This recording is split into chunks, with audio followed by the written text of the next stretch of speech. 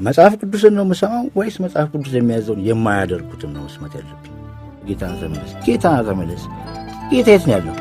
እነማን ጋር ብቻ ነው ያለው? ደግሞ እዛስ ደግሞ ጌታ የሚባል መጽሐፍ ቅዱስን ጌታ ነው ወይስ ሌላ ያልተሰበከ በመጽሐፍ ቅዱስ ያልተሰበከ ሌላ ጌታ? የእግዚአብሔር ቃል እንግዲህ ከፈለከ አነብላችኋለሁ።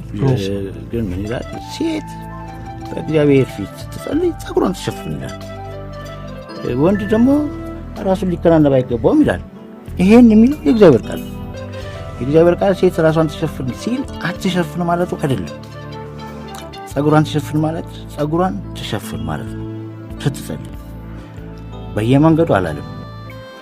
ወንድ እግዚአብሔር ፊት ሲጸልይ ራሱን አይከናነብ ይላል። ራሱን አይከናነብ ማለት ይከናነብ ማለት አይደለም።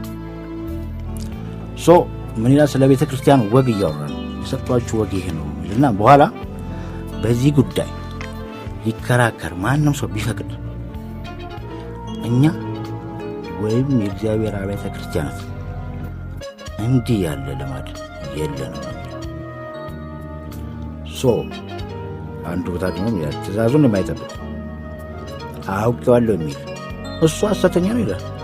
እኔ መስማት ካለብኝ መጽሐፍ ቅዱስን ነው የምሰማው ወይስ መጽሐፍ ቅዱስ የሚያዘውን የማያደርጉትን ነው መስማት ያለብኝ? የእግዚአብሔር መንፈስ ያለበት መጽሐፍ ነው። እዛ ጋር ምን ይላል? አንድ ቦታ ስለ ሴት ጉባኤ ላይ ስለማስተማር ስለዚህ ጭቆና አይደለም የእግዚአብሔር ቃል። ምናልባት ወንድ ቁጭ ብሎ በማየቱ ካለበት ድክመትም ይመስለኛል ብዙ ሳስብ ሴቶች ጉባኤ ላይ እንዲያሰለጥኑ እንዲማር እንዲሰጥ የፈለጉት ትምህርት ካለ ምን ችግር አለ? ለባሎቻቸው ነግረው ቢያስተምሩ ባሎቹ። ይሄ ካላስተማርኩኝ ጭቆና ነው ብለህ የእግዚአብሔርን ትእዛዝ ጥለህ ምን ታዘዙ ብለህ ነው መድረክ ላይ የምታስተምረው?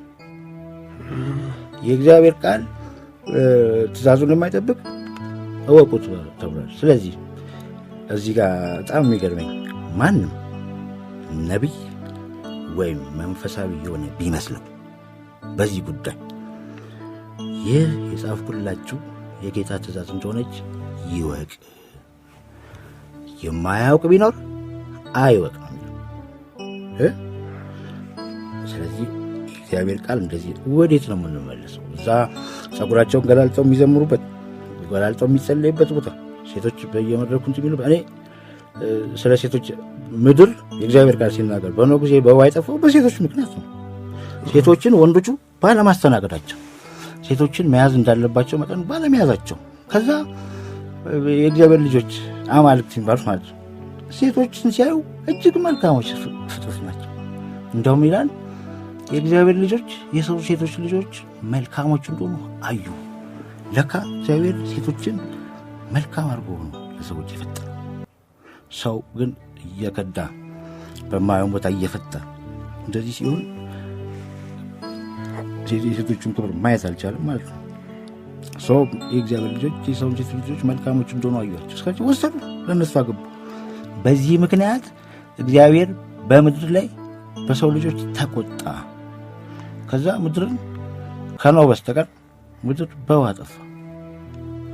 ስለ ክብር ከተወራ እግዚአብሔር ካከበረህ ነው። ማንም ሰው ፈረንጅ ማንም ሰው መጥቶ ነፃነት ስላለ አይደለም።